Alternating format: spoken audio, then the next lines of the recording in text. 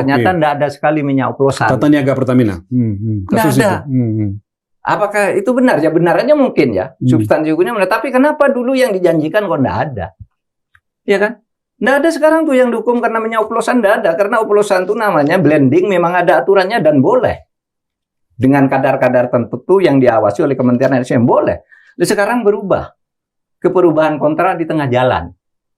Mungkin itu ada, tetapi mestinya dari awal harus profesional, tidak mencari kasus di tengah jalan. Yang kasusnya Nadiem Makarim sama kan? Tuduhannya begini-begini, ternyata tidak ada hubungannya dengan Nadiem, tingkat pelaksana dan tingkat pembuat keputusan. Di tingkat pembuat keputusan itu sudah benar kok, prosedurnya benar. Kemudian ketika direncanakan sudah ditanyakan BPKP, Kejaksaan Agung, benar. Nah sekarang jadi korupsi. Berbelok di tengah jalan. Meskipun pada akhirnya orang-orang itu seperti Pertamina tadi udah divonis ya. Lalu ada kasus yang hilang. Kasus apa? Pagar laut. Pagar laut. Waduh, selalu Pak, selalu kita. Saya jadi ingat karena selalu.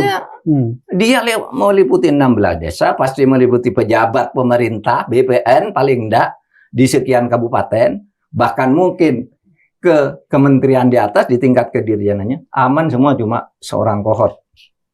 Kepala Desa Kohot. Gimana coba? Kasus jadi hilang. Nah, kalau mau sungguh-sungguh ini sebenarnya bukan. Loh, kalau kita sih untuk apa? Kita juga seumpama ini dihukum kita tidak kebagian. Ya toh, seumpama tidak dihukum juga tidak dibayar apa-apa oleh yang selamat. Nah, kita ingin menyelamatkan negara ini. Maka harus ada orang yang berani mengatakan, ini keliru Pak, ini negara kita, mari kita urusi bersama-sama. Nggak ada yang berani mengatakan itu ya? Kalau saya di kabinet ada yang melihat. Dulu kita sebenarnya berharap banyak pada Pak Purbaya ya. Begitu gagahnya. Ya. Awal-awal beliau menjabat itu kan sambil senyum. Membersihkan sekarang gimana Pak? Nah gitu terus sekarang ya sudah. Senyumnya agak terbatas. Tidak sebanyak dulu. Kalau dulu setiap orang nyerang dia bilang, oh kamu belum baca buku ini, kamu tidak ngerti ini, kamu sambil ketawa-ketawa. Dan kata netizen makin kurus Pak, memang makin kurus sih kelihatan. Nah iya. Dan itu bukan salahnya dia. Leadership yang bisa memberdayakan dia. Dan itu sebenarnya kalau itu diberdayakan semua kan Pak Prabowo yang hebat ya. Iya kan, semua digerakkan di penegak hukum ini, wah alangkah hebat Pak Prabowo gitu ya.